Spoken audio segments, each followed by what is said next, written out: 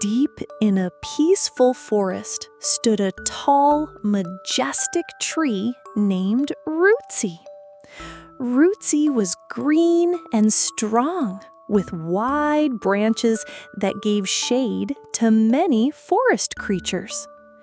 Squirrels played on its limbs, birds built nests in its branches, and monkeys swung from vine to vine nearby. Everyone loved Rootsy. It was the heart of the forest, a place for rest, play, and gathering. But deep inside, Rootsy felt something else: boredom. Every day I stay in the same place. I see the same sunrise over the same hill, feel the same breeze, watch the same stars. I want something new, it sighed. What was on the other side of the forest? What did rivers and mountains feel like up close? Rootsy longed for adventure. If only I could walk, it whispered. I'd go explore the world. One night, a bright shooting star streaked across the sky. The forest came alive with excitement. "Make a wish," hooted Grandpa Owl. Rootsy closed its eyes and made a silent wish. "I wish I had legs so I could walk. That's all I want." The wind stopped. The stars twinkled. And though no one noticed, something in the quiet night changed. The next morning, as sunlight touched Rootsy's bark, something felt different. "Ah!" it gasped. Its roots had turned into legs. Long, wooden, giraffe-like legs that could move. "I can move! I can really move!" Rootsy cheered, shaking its branches with excitement. Animals nearby panicked. Squirrels scattered. Birds flew from their nests. Even the monkeys froze in disbelief. "A tree that walks?" cried a parrot. But Rootsy didn't hear them. It was too busy stepping forward for the first time ever. Rootsy walked past hills, crossed streams, and left the only home it had ever known. The world was wide and wonderful. Soon it met Bobo, a lazy bear sunbathing in an open field.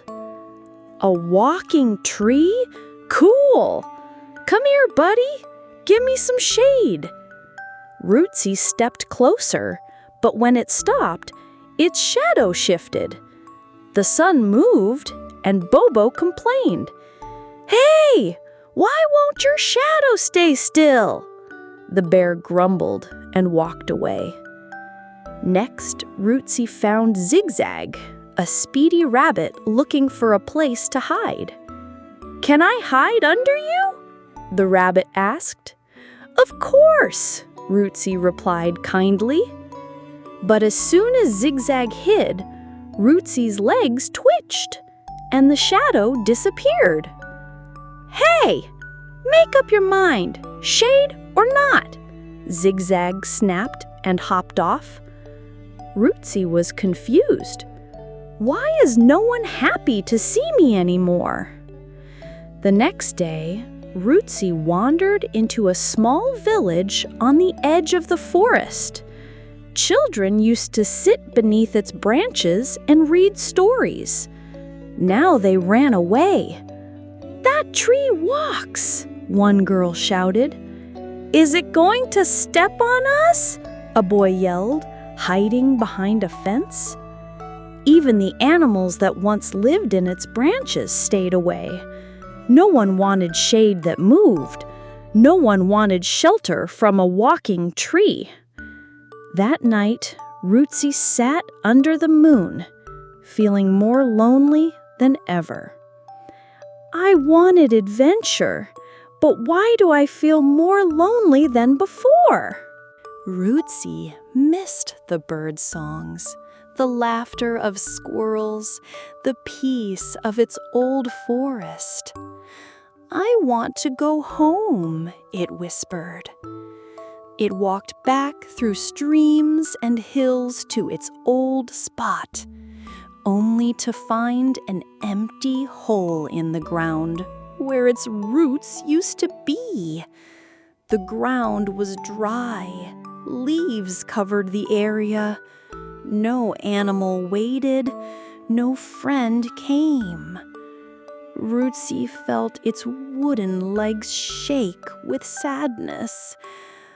Maybe what I had was already the best I could ever ask for. That night, another shooting star crossed the sky. Rootsy closed its eyes and wished again. I don't want legs anymore. I just want my roots back. I want to be still again, to give shelter, shade, and comfort like I used to. At sunrise, something soft and cool wrapped around Rootsy's trunk. The earth. Its legs were gone. Its roots had returned. Rootsy smiled for the first time in days. Suddenly, the squirrels returned. The birds sang. The monkeys laughed and played. Even the children came running back to sit beneath its shade. Rootsy was no longer lonely. It didn't need to walk to find joy. From that day on, Rootsy never wished to walk again. It had discovered that sometimes the greatest adventures come not from moving, but from staying true to who you are and being there for others. After all, the greatest gift isn't legs to walk, but roots that hold you close to what matters most.